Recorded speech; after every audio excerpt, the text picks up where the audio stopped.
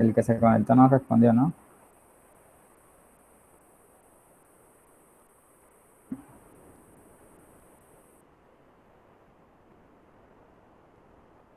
Ok.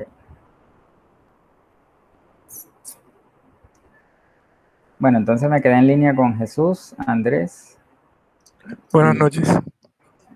buenas noches a Carlos. Buenas noches, Carlos. Y Astrid. Astrid, buenas noches. ¿Quién se conectó con el nombre de Astrid?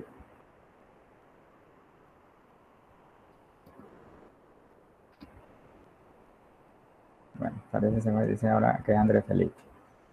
Ok, bueno, te vamos a dar inicio, muchachos. La idea es que ya ustedes me comentaron que no habían leído los documentos y hubiese sido como mejor que lo hubieran leído, pues para que aquí estuviésemos charlando de pronto lo que ustedes habían también consultado.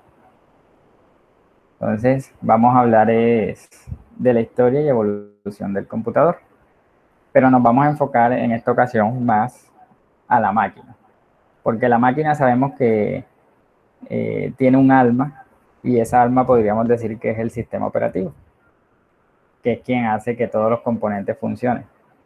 Pues para los que creen en Dios, nosotros somos un cuerpo material y tenemos un alma que nadie puede ver, ¿cierto? Y esa alma es la que nos permite controlar nuestro cuerpo.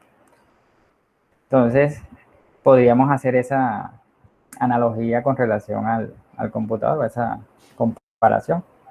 Computador es una serie de piezas, tanto internas como externas, pero que si no tienen un sistema operativo, no sirven de nada, porque ese sistema operativo es el que permite el reconocimiento de cada parte y su funcionamiento. Pero en esta materia no vamos a hablar de lleno del sistema operativo, sino de la máquina, más que todo a nivel de estructura material. Aunque será inevitable tocar el sistema operativo una que otra vez, ¿cierto?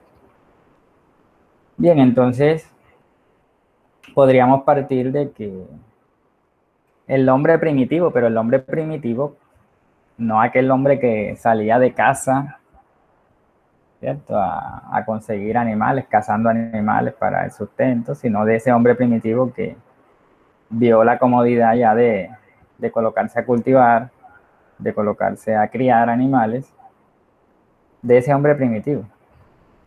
Ese hombre primitivo, pues, empezaba a acumular sus granos, tal vez por bultos, tenía sus corrales con sus animales, y él requería llevar la cuenta de esos animales, de cuántos animales tengo, de manera de tener la certeza al día siguiente que los tenía completos. No existían los números para entonces. Entonces este hombre primitivo, pues, lo que hacía era usar piedritas, usar pajitas, palitos, que le representaran lo que tenía. De pronto las piedritas representaban las vaquitas, entonces cada piedrita era una vaca, entonces él comparaba la misma cantidad de piedras que tengo, es la misma cantidad de animales que veo allá. Entonces, estoy bien, no me falta ninguna. Asimismo también con los granos. Entonces, aquí no podemos decir que ese es el inicio del computador. Para nada podemos decir eso. ¿Qué tal ponernos a decir que las pajitas y las piedritas fueron el primer computador? No. Aquí lo que vemos nosotros es la necesidad. El hombre primitivo ya tenía una necesidad de llevar cuentas, de tener información, ¿sí? Entonces, esa es la necesidad del hombre, que lo lleva a tratar de inventar esas máquinas que hoy están tan evolucionadas, ¿sí? Entonces, podríamos decir que el segundo acontecimiento data del año 500 antes de Cristo, donde se dice ser que en Babilonia se inventa un pequeño instrumento que tiene por nombre el ábaco, que todos lo llegamos a conocer en primaria. Este ábaco permite, ¿qué permite este ábaco? Sacar cuentas. Al rodar las fichitas, así como de pronto cuando de pronto se han jugado billar, empiezan como a contar las malas, ¿cierto? Una especie de rueditas que uno va moviendo para ir llevando la cuenta. Entonces, el abaco permitía llevar esas cuentas o sacar una cuenta de cuántas llevo, etcétera, etcétera. Yo les pregunto a ustedes, ¿será que podemos decir que el abaco es el primer computador, sí o no?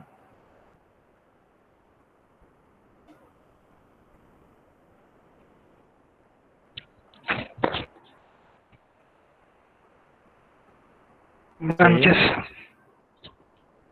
profe. Bueno, yo diría que sí, profe.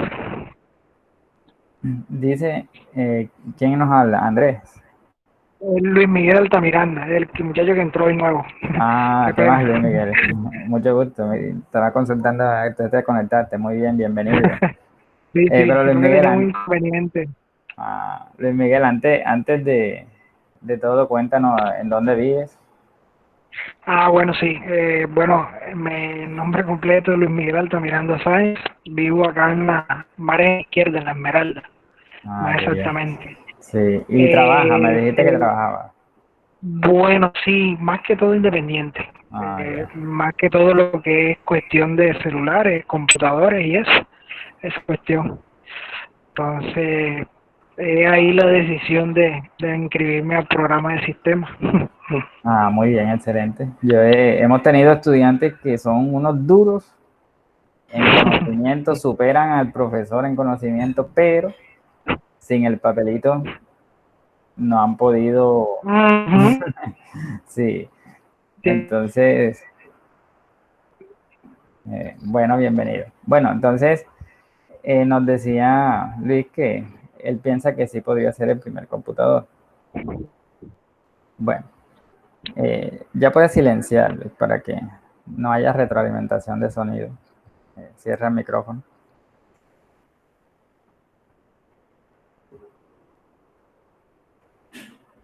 A ver, listo, ya. Bueno, entonces, si hubiésemos mirado el documento, bueno, Luis tiene toda la excusa porque hoy fue que ingresó. El documento dice que no podemos, hay una palabrita clave. El abaco no puede ser denominado como un computador porque una de las funciones principales o características principales del computador es que almacena información, cosa pues que el abaco no podría hacer.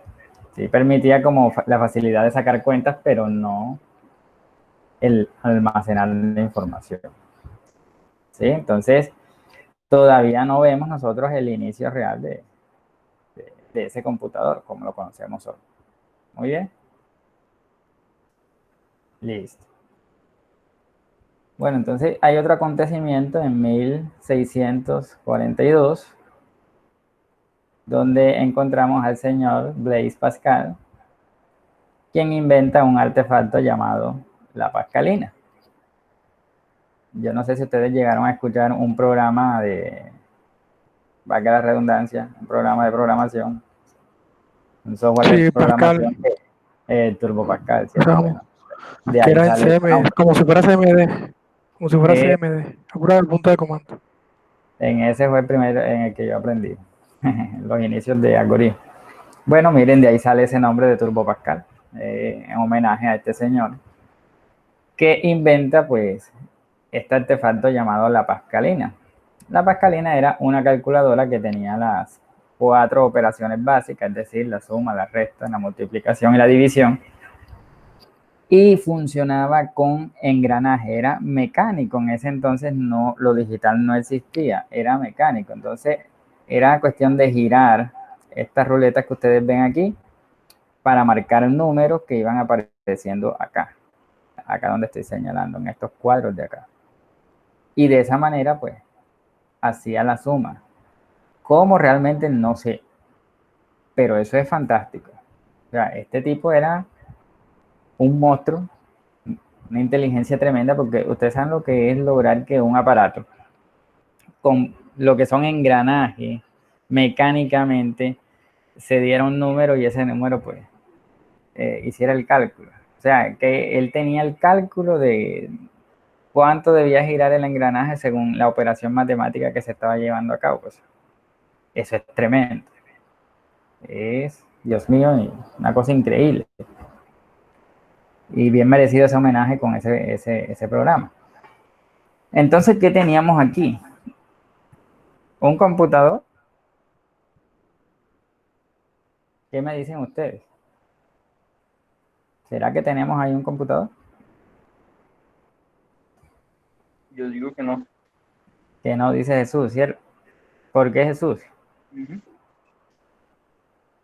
Porque según eso sirve para sacar cuentas, ¿no? Correcto. Dar números y así. Entonces, más bien lo que teníamos era una calculadora. ¿Sí o no? Exactamente. Pero no tenía esa característica de almacenar información. Por lo tanto, no podríamos estar hablando todavía de un computador, sino como de una calculadora. ¿Sí? Bien.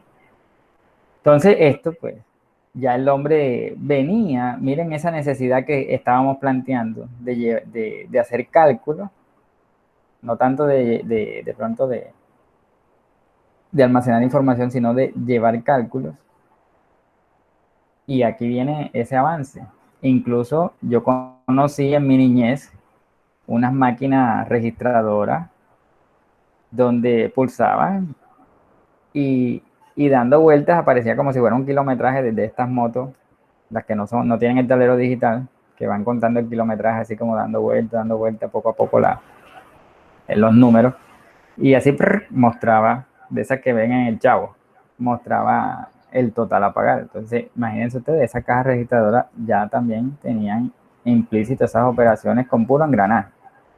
Entonces, algo magnífico, antes de la era digital. Bien. Bueno, seguimos haciendo este recorrido y encontramos una invención que es clave. Esto no es un computador, pero es para mí lo que dio la clave para que el computador pudiera existir. ¿Sí? Esto es lo clave. ¿Y cuál es la invención que encontramos aquí? La máquina de telar de Jaguar. ¿Sí? Este señor Jaguar tenía un negocio pues, de tela e inventa esta máquina donde ustedes pueden ver aquí, donde estoy señalando con el puntero, maneja unas tarjetas perforadas para que la máquina entendiera o suministrarle a la máquina un patrón de tejido y entonces ese tejido de la tela pudiera construir ya empezar esos estampados. Para esa época, pues un estampado había que hacerlo a mano, una flor, algo por el estilo, una línea por aquí. Entonces miren lo que él logra con esta máquina, pues. De acuerdo a estas perforaciones, pues ya él administraba el tejido, las puntadas que iba a ser las agujas que tejían la tela para crear patrones. Y podía hacer diferentes tipos de patrones si él cambiaba esa tarjeta perforada. Entonces, ¿qué vemos aquí? Porque digo que es porque ya un humano logra que una máquina haga una función suministrándole información de alguna manera. Pero esa información no era almacenada por esta máquina de telar. Simplemente la información estaba en estas tarjetas perforadas. ¿Sí? Pero entonces ya me van a entender por qué yo digo, ahora que estemos más adelante, cuando estemos viendo lo de binario, me van a entender por qué yo digo que es como lo más importante el inicio para que el hombre se comunicara con una máquina. Entonces, fundamental, en 1801, lo que Joseph Jacquard inventa. Yo soy malo para los años exactos, pero para la historia soy bueno. Yo no exijo que se aprendan el año exacto, pero sí que sepamos qué máquina, quién más o menos fue el que estuvo por ahí colaborando con la historia. Muy bien. Esto pues en 1801. En 1822 encontramos un señor, Charles Babbage, quien inventa una máquina llamada máquina diferencial y analítica, la cual funcionaba también de manera mecánica con engranajes y era capaz de hacer polinomios, o trabajar con polinomios. Que ustedes recuerdan que los polinomios eran una fórmula un poquito compleja en el colegio. Sin embargo, esta máquina pues tenía defectos, no era 100% confiable, no, no tuvo pues esa aceptación porque realmente no funcionó a la perfección, pero era brillante que se aproximara pues a hacer estos cálculos. Entonces esto vendría de la mano como una evolución de lo que hacía Pascal, en lo que corresponde sacar cuentas. Y vemos que el camino de Jacquard es distinto. El camino de Jacquard consiste en tener de alguna manera tener una información para un propósito de construir algo. En este caso eran las telas. ¿Correcto? Bien. Entonces, ¿qué encontramos aquí? Aquí encontramos a Hollerith, quien inventa la máquina tabuladora. Entonces, si ustedes leen las copias, que por favor, pues la idea es que lo lean, la lectura enriquece más todavía. Van a encontrar en esta historia de Hollerith los censos que se hacían en Estados Unidos. Ahorita nosotros tuvimos un censo, si ustedes se acuerdan, que para saber cuántos habitantes éramos, cuántos colombianos eran, donde uno no podía salir el día que le llegaba la citación y lo venían a censar. En el año 91, recuerdo yo, hubo un censo y ese censo, yo era un niño, en ese censo nadie, eso creo que fue un domingo, no recuerdo, creo que era un domingo, un sábado, algo así, nadie podía salir de su casa ese día. O sea, la policía patrullaba, nadie podía estar en la calle, todo el mundo en su casa. Claro, tú podías estar en la terraza. Entonces llegaban las personas que censaban, tomaban con un ojito y le tomaban los datos a uno, pues ahí.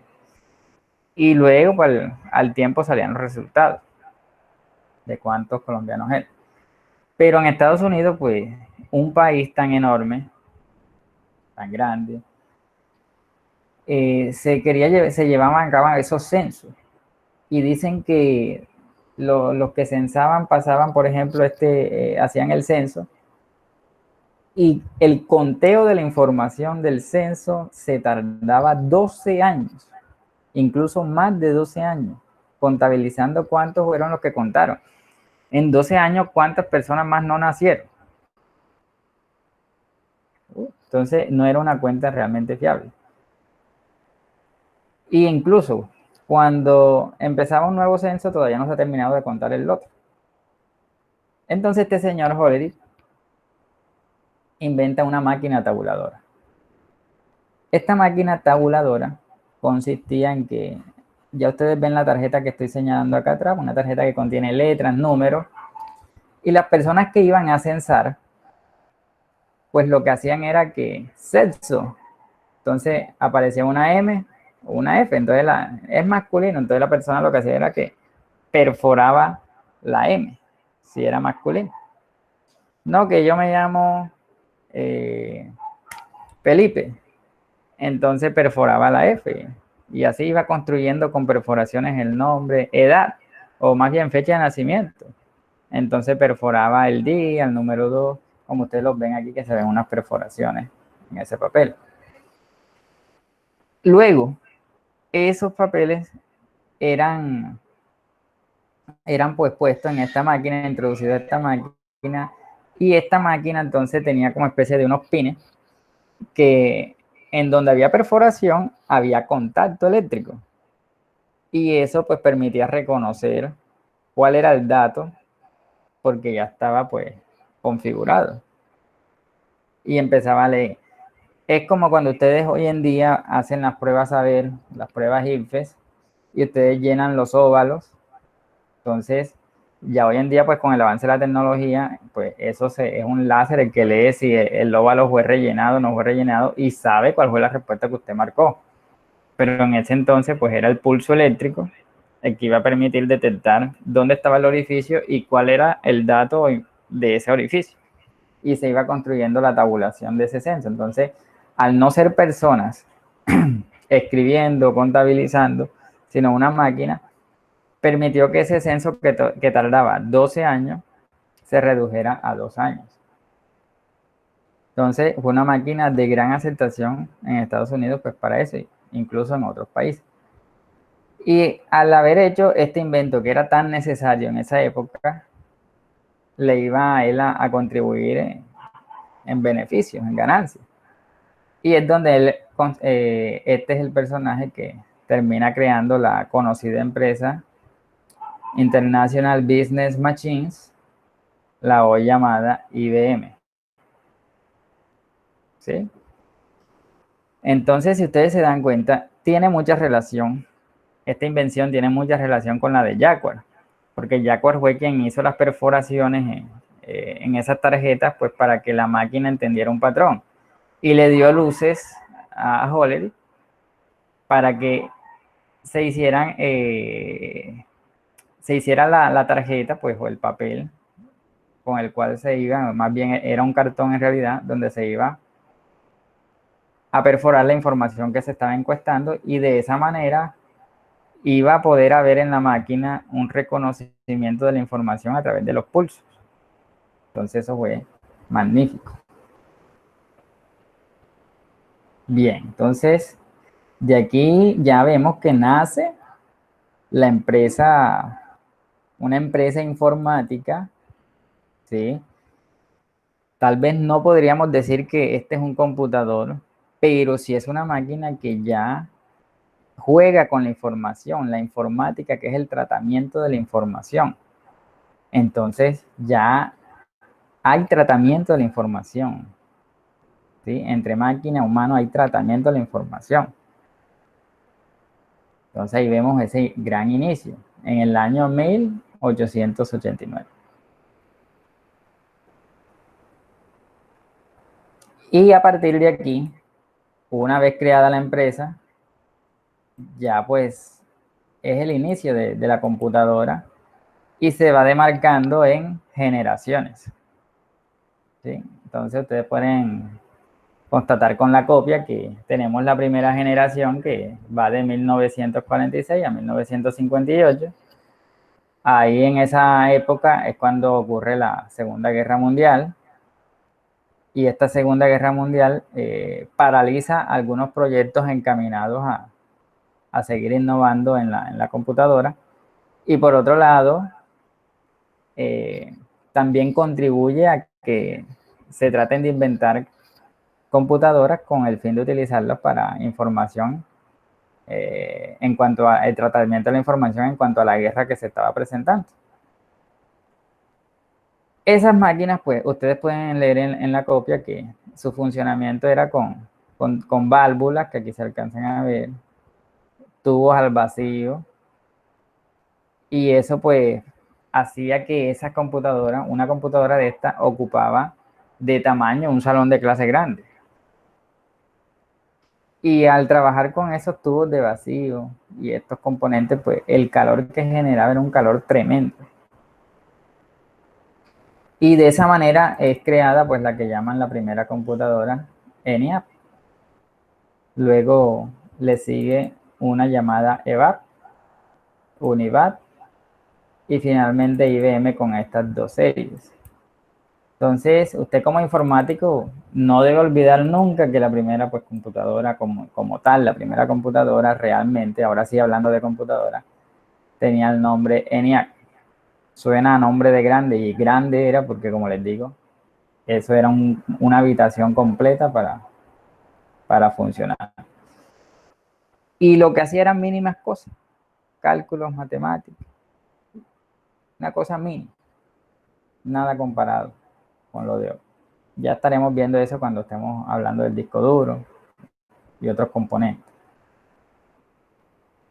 No sé si ustedes de pronto si tienen algún aporte, pues por favor pueden activar el micrófono y lo hacen, o alguna inquietud también en cada una de las explicaciones que se están dando.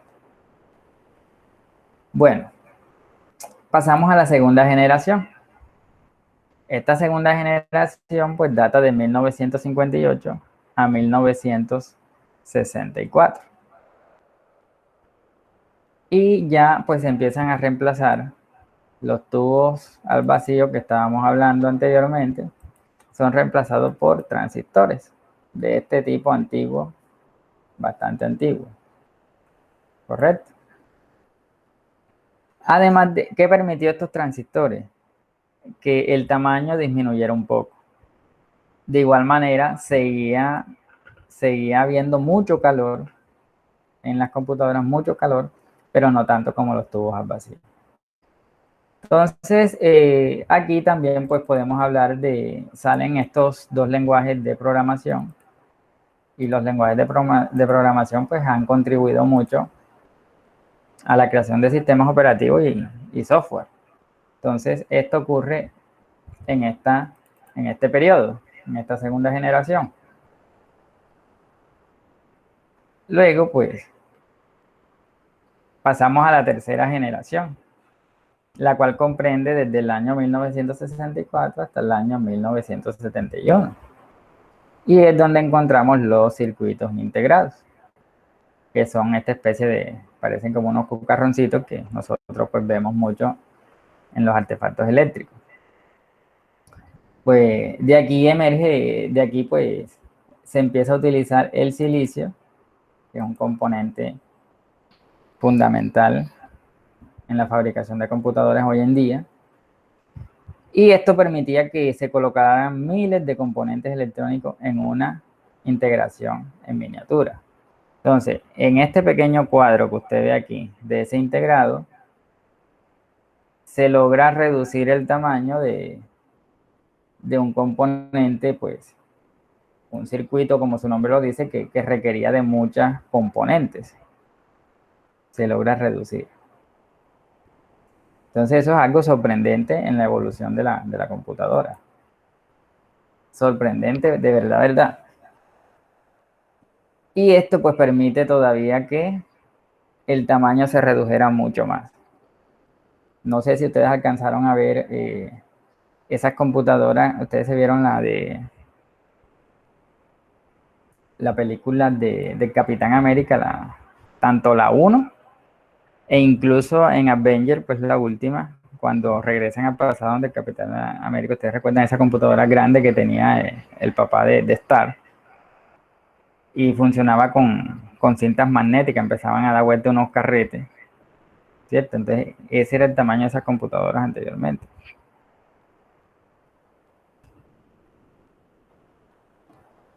Bien, y pues en la cuarta generación, que data de 1971 a 1983, ahí hablamos de que ya después se fabrican los computadores PC, es decir, los personales, y los supercomputadores, pues unas máquinas ya con grandes capacidades a nivel empresarial. ¿Por qué se caracteriza esta generación? Bueno, porque se integran los componentes electrónicos. Y de aquí pues sale el microprocesador, que es este señor, pues aquí de los más antiguos, este que está aquí. Esto que vemos aquí es la pastilla de silicio, pues, donde hay un montón de componentes aquí.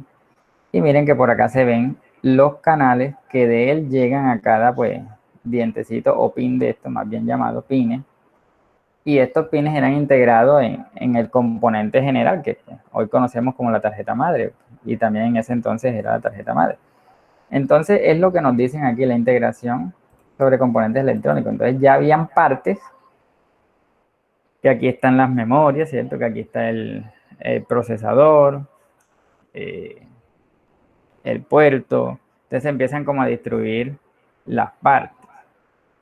Y miren, pues teníamos computadores ya como el que está acá,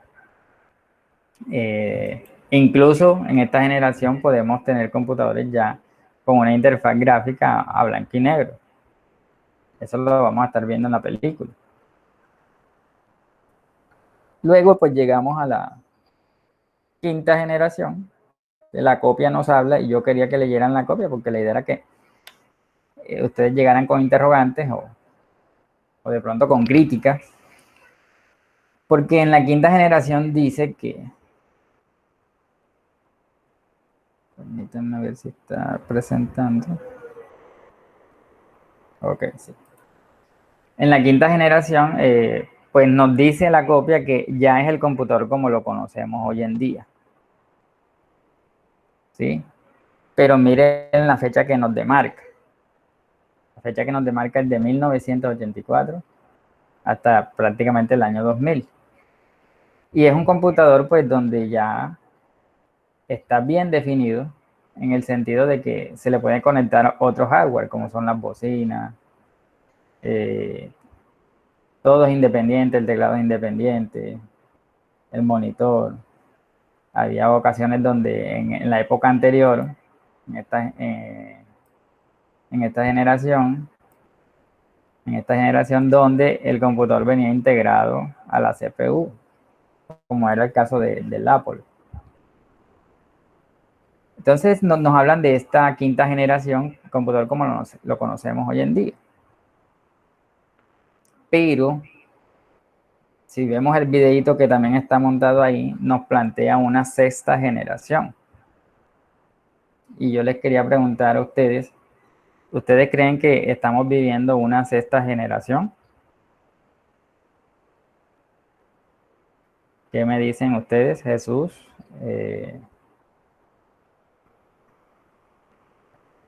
Jesús, Andrés, Luis, Carlos.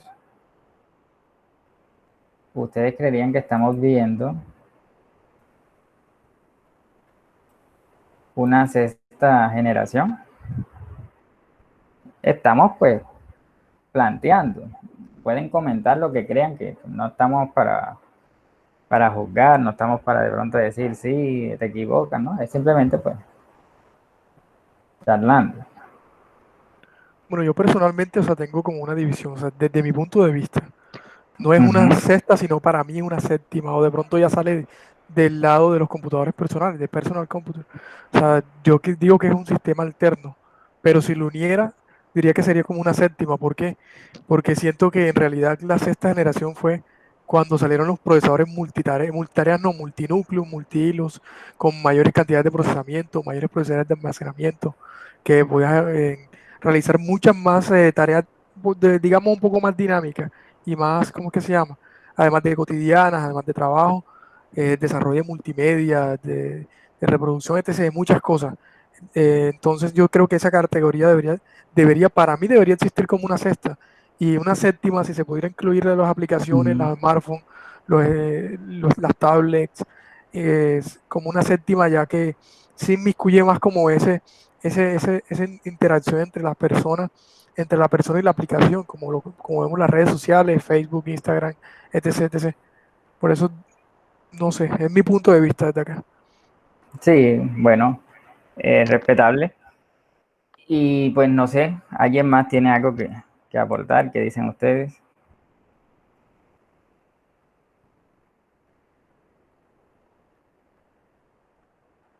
Otro compañero. Entonces miren lo que nos plantea Carlos, ¿cierto?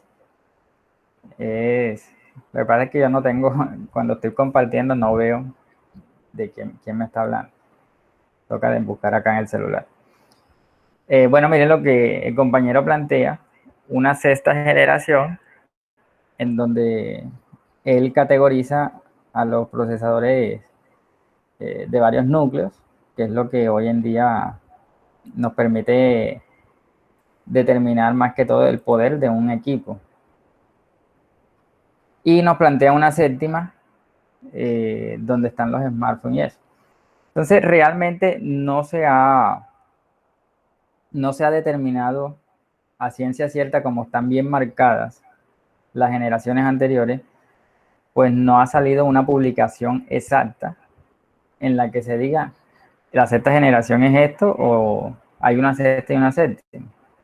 Es algo que pues se llegó hasta la quinta y de ahí en adelante pues no han marcado como otra barrera para establecerla. Pero de que de la quinta ya salimos, ya salimos. Eso sí es cierto. Ya de la quinta salimos. Porque en esta quinta generación todavía no teníamos los smartphones. Y se acuerdan, ahorita hace unos minutos, ustedes se acuerdan por qué les dije yo que el Abaco no era un computador. ¿Por qué fue que les dije? ¿Quién me recuerda? Porque no almacenaba información. Porque no almacenaba información. Entonces, ¿qué sucede con nuestros teléfonos hoy en día? ¿Almacenan o no almacenan? Es como una dualidad, pienso yo, porque tendríamos que también hablar sobre la nube. Ya vendría siendo lo que yo me refería de, como que ya no solamente el computador hace ese trabajo, sino que constantemente nos podemos ubicar desde cualquier sitio y podemos trabajar, digamos, desde la casa, desde el trabajo, desde el parque. Ya ese almacenamiento no es solamente intrínseco del dispositivo, sino como de un Sí, sistema como tal, como un encadenado. sí, es correcto. Bien, pero ¿es o no es computador? ¿Ustedes dirían que son o no son computadores?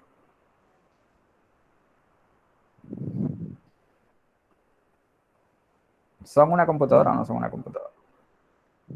Para mí no. O Yo sea, digo desde que mi sí, yo punto de digo vista que no. personal, para mi punto de vista personal, ¿sabes? ¿Por qué? Bueno, Pues no cumple las funciones 100%, ¿cómo se dice? Como, como uno le gustaría. O sea, si puede escribirse. ¿A qué me refiero? Es, uno puede hacer un trabajo de Word en un teléfono, ciertamente. O sea, estoy hablando de tablets y de teléfonos, de móviles. sí, Pero no claro. es la forma más cómoda o ideal de hacerlo. Por ejemplo, ahora mismo se puede realizar ediciones y fotos, pero ahora, o sea, a unos años atrás, como por ejemplo de maquetas, de Canvas, antes cosas que uno tenía que hacerlo en Photoshop y cosas así. Ha cogido como que la labor, pero gracias a que sus procesadores han reducido en tamaño y tienen mejores frecuencias y pueden realizar mejores tareas y tienen mejores, ¿cómo que se llama? Chips gráficos, pero aún así no cumplen la función para mí desde el punto de vista de que, bueno, si se le conecta un teclado tal vez que sea una forma más cómoda, pero no hace las veces. No siento que no, para mí no. Bueno, alguien más parece que iba ahorita a participar.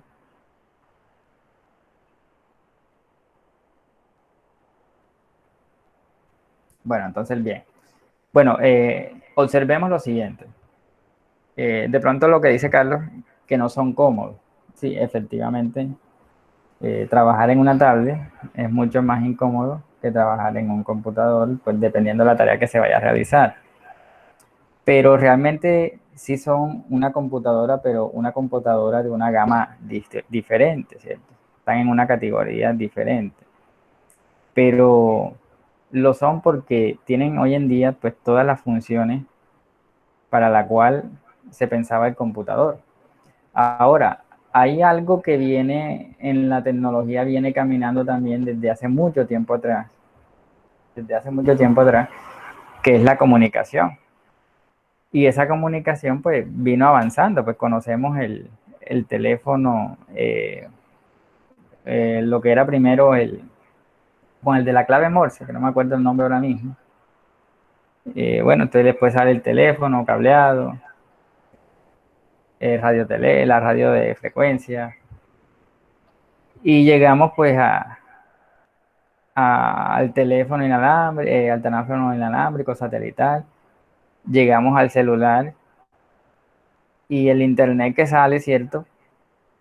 También estos dispositivos hoy en día gozan de él, incluso pues son más utilizados para estas funciones de comunicación que el mismo computador. Entonces, de pronto, es diferente en el sentido, como decía Carlos, que no es tan cómodo, y es donde entra el sistema operativo. Entonces, nuestros celulares, tabletas, están funcionando con un sistema operativo que es distinto pues, al que acostumbramos a usar en el computador. ¿Sí? Yo digo que Pero la palabra, puedo corregir algo, no era como, la palabra no sería, sí es cómodo también, pero digamos que eficiente sería más bien, acoplaría mejor listo. Sí, dependiendo de lo que vayamos a hacer, ¿cierto? Sí, porque sigue siendo, la gente dice, ahora podemos jugar un teléfono, sí, pero no vas a correr un Call of Duty Warzone ahí, por decirlo Claro, así. O sea, entre otras muchas cosas más, o renderizar un video, o hacer una maqueta en 3D, o no sé, hay muchas exacto. cosas que todavía están limitadas y que Está seguirán siendo limitado. limitadas. Sí, está limitado. Efectivamente está limitado, pero como te decía, pues las funciones principales de la computadora, él las tiene, que sí se quedan en poder, ¿cierto? Se quedan en capacidad, pues también ahí influye el tamaño. Pero no estamos lejos de que ellos sean capaces de hacer eso y que simplemente pues a uno yo me imagino estos aparatos conectándolos a cualquier monitor que ya se puede y por otro lado conectándolo a un teclado Sí, con los y docks, lo uso como una CPU, como una torre. con los docks, yo creo que se está usando. Samsung sacó hace poco uno, ¿no? Sí, efectivamente.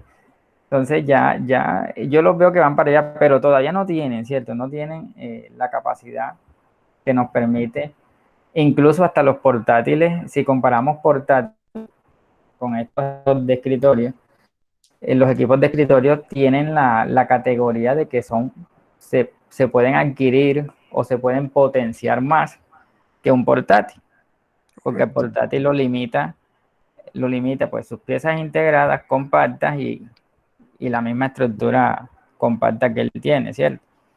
Entonces, es una de las cosas que tenemos que determinar aquí también nosotros.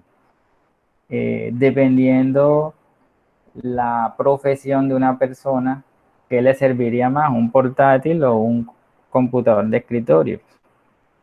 Entonces, el portátil sí es cierto que tiene gran capacidades, pero hay unas capacidades más desbordantes como estas personas que editan videos, que trabajan con 3D, como nos decía Carlos, y incluso los diseñadores gráficos, donde a ellos les es más cómodo un computador de escritorio bien potenciado, porque el portátil tiene sus límites con relación a un computador de escritorio, ¿cierto? Entonces es lo mismo que pues estaría ocurriendo acá con los dispositivos móviles. Ellos prácticamente hacen todas las funciones, casi todas las funciones que podemos hacer en un computador, pero con sus limitaciones. Ya se juega, incluso juegos en algo de 3D, tiene actividad, eh, la resolución no es para nada envidiable a la de un computador. Entonces, las limitaciones ya vienen siendo pues en las aplicaciones pues, que nosotros acostumbraríamos a utilizar en un computador y que en ellos no podemos correr. Aunque las empresas pues nos han estado creando unas aplicaciones livianas para hacer las funciones, aunque sean un porcentaje de lo que uno acostumbra a hacer en el computador.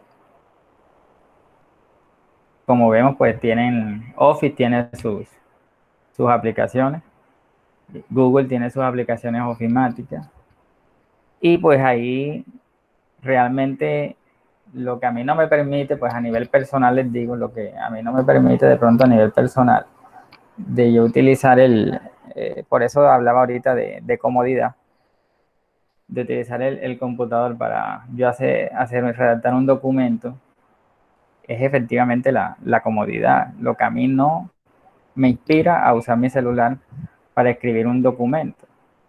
Pues primero, pues si lo voy a sujetar con las manos, es molesto. No me gusta escribir en el teclado virtual, ¿cierto? Que él nos proporciona, porque es más lento. Usar los dos dedos pulgares es más lento que en un teclado convencional. Yo uso todos mis dedos al tiempo y fuera de que estoy sintiendo que estoy haciendo la presión, que lo estoy escribiendo bien o que estoy escribiendo mal. E inclusivemente, pues, el mismo teclado virtual que nos proporciona nos reduce el tamaño de visual de lo que estamos haciendo. Hace poquito yo le estaba dando algoritmo a unos muchachos Y pues algunos no tenían computador, le dije, no hay problema, aquí tenemos una aplicación que se llama Pseudocódigo, creo que se llama, y es más, entonces, efectivamente, y pueden hacer lo que quieran, lo mismo que hacen acá, pues podemos hacerlo en algoritmos. Pero el problema es que no era cómodo. Incluso sacar estos símbolos de programación que es mayor que, menor que el igual, en el teclado que nos proporciona el celular, pues eh, es como complicado, es incómodo para mí. Para mí es incómodo que si tuviera pues el hardware del teclado, pues, ahí yo no tendría ningún problema, aunque uno le puede conectar estos teclados que se conectan ahí en el puerto, ¿cierto? Pues es eso, entonces es algo que está abierto, no hay una última palabra dicha con respecto a esa sexta generación, o séptima, como nos dice Carlos, no hay una última palabra dicha, por lo tanto todos los aportes que nosotros hagamos son aceptables, no podemos pues descalificar ninguno, siempre y cuando pues estemos hablando con estas propiedades, ¿cierto? Y pues hasta ahí, entonces es que nos encontramos en esta época sin tener en cuenta las supercomputadoras que existen, porque las supercomputadoras realmente existen. Imaginémonos que estamos ahora mismo allá en Silicon Valley, en la, en la, en toda esa andamiaje que tiene Google, que tiene YouTube, Facebook.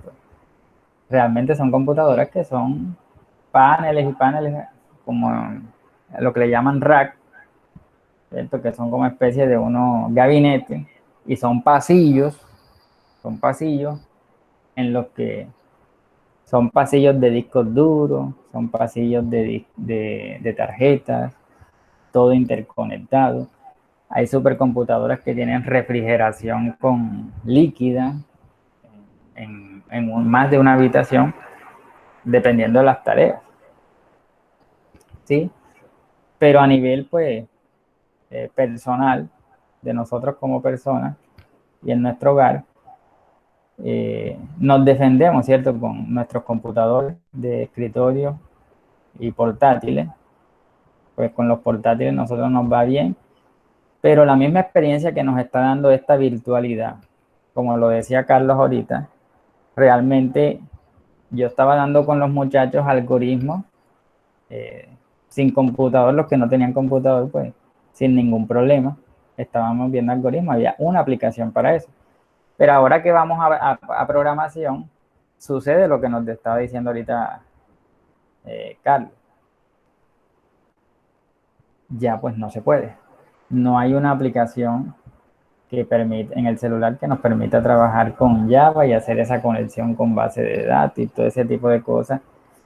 Porque si el programa que utilizamos en el computador es pesado, pues peor aún será en el dispositivo móvil. Efectivamente, ahí ya hay un límite. Ahí hay un límite.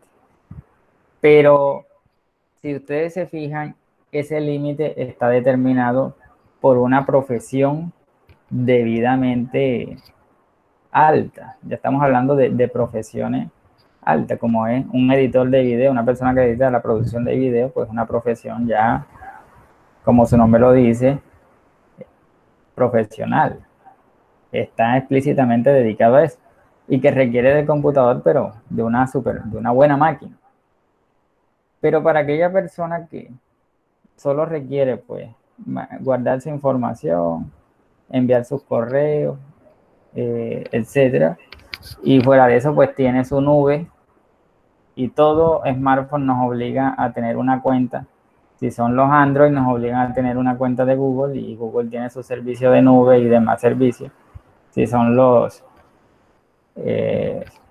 iPhone, pues también pues manejan su propia nube. Incluso la misma marca Huawei y Samsung tienen su propia nube. Entonces pues le sirve a la persona como su computadora pues básica, ¿sí? Ahora, de llamarlo computador, no lo voy a llamar computador, son dispositivos móviles de su categoría, pero realmente hay una computadora, y es como cuando uno estaba jugando en un juego y uno decía, le gané a la computadora, cuando uno jugaba solo, ¿cierto? Bien. Entonces, ese debate queda abierto. Yo no puedo decir que tengo la última palabra. Es algo que está abierto y que lo importante es que analicemos esa situación. Entonces, hemos hecho este recorrido por la necesidad, por estos primeros artefactos que todavía no serían denominados computadores, hasta que entramos, ¿cierto? Y empiezan estos computadores a ser clasificados por generaciones, según su tecnología, ¿sí? Entonces yo se lo he mostrado aquí a través de diapositivas, ahí estuvimos conversando. Lo que se plantea en la tarea que tienen ustedes es que se haga un diagrama a manera de línea de tiempo, y pues ahí les recomendé algunos sitios para eso. Aquí está el foro. Entonces, ya para terminar, ¿qué queremos hacer? Una línea de tiempo sobre origen y evolución del computador, que fue lo que yo expliqué hoy. Y la otra pues sería origen y evolución del sistema operativo, que estábamos hablando ahorita, que era el ARM. Entonces, aquí les planteaba que los 4 primeros participantes lo hicieran sobre el origen y evolución del computador, de la máquina. Y el resto lo hiciera sobre el sistema operativo. Entonces, esta información que estuvimos hoy compartiendo se va a complementar al ver la película de los piratas de Silicon Valley. Entonces, yo voy a estar mandando un mensajito por el grupo, porque me gustaría cerrar con esto. Si es posible que ustedes se vieran esa película mañana, que es festivo, para entonces comentarla el sábado. Yo hago mi sondeo. Si no es posible, entonces yo adelanto el tema que sigue y aplazamos el conversatorio de la película. Pero sí me gustaría pues que fuera que se vieran la película mañana, para el sábado comentarla y cerrar ya esta parte de la historia y evolución del computador y dedicarnos a lo que sigue. ¿Sí? Profe, respecto a los que usted dijo que iba a dividir el grupo, para uno iban a hacer la línea de tiempo y los otros Sí. iban a hacer otra cosa. Sí, correcto. Entonces la división está dada en que usted viene aquí, ¿cierto? Usted dice, voy a hacer hoy esa tarea, voy a hacer esa tarea hoy. Usted viene y revisa la plataforma. Entonces, como nadie ha participado, dice aquí, teniendo en cuenta que ahora son 9, y esperemos que seamos más. Los 4 primeros, como usted ve que no hay nadie, usted la va a hacer sobre el tema sombreado en amarillo. ¿Cuál es el tema sombreado en amarillo? El origen y evolución del computador. Tu línea de tiempo va a ser de eso. Ahora, vamos a suponer que tú esta tarea la vas a hacer el domingo, y tú vienes el domingo a echar el vistazo y te das cuenta que ya 4 compañeros publicaron su link o publicaron su imagen, lo que hayan hecho. Entonces, ¿qué quiere decir eso? Que a ti te toca el otro tema, la origen y evolución del sistema operativo. ¿Quién nos habla de estos sistemas operativos? Pues nos hablan mucho en la película, y bueno, por ahí les voy a estar subiendo entonces un complemento de ese. Bueno, y profe, y si en el hipotético caso, el día domingo yo veo y está 3, y yo hago línea temporal, y cuando voy a subir veo que también sube otro. Puede pasar. Sí, no hay problema. Pues. Si pasa por diferencia de 1, digo yo. No creo que vaya a pasar por diferencia de 3, que 100% va a quedar con el mismo tema. Bueno. ¿Listo? Entonces, miren, muchachos, aquí les recomiendo 3 sitios, los que tengan la facilidad del computador. El que no tenga su computadora, que haga sus dibujitos, sus líneas en una hojita, le toma su fotico y la sube. Yo por eso no tengo problema. Pero el que tenga facilidad, aquí les recomiendo 3 sitios en los que se pueden hacer líneas de tiempo. Y usted publica el link aquí, que uno pues va al link y lo ve. O algunos de estos sitios permiten descargar la imagen, entonces también puede ser. ¿Listo? Entonces, para que vayan conociendo también herramientas que hay por ahí en internet, así como mencionaba ahorita el compañero. Carlos nos decía, pues, está Canvas, entre otros. Entonces, no sé si tienen alguna dudita ahí o algo.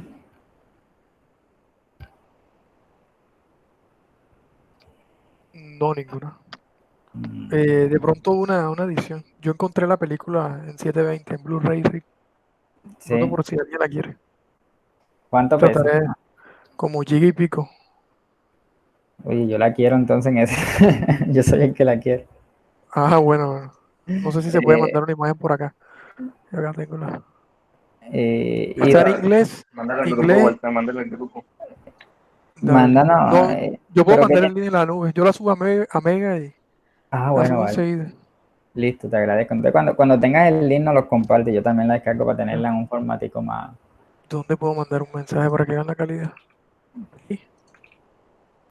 No me deja copiar y pegar. Ah, no, en el grupo de WhatsApp, sí. Tengo WhatsApp. Bueno, listo. Bueno, Más o excelente. menos. La Bueno, calidad. muchachos, entonces, ojalá se vean la película, como les digo, mañana, aprovechen que es festivo. Es muy bueno, o sea, si a nosotros nos gusta este cuento de la informática, este cuento de los computadores y eso, es una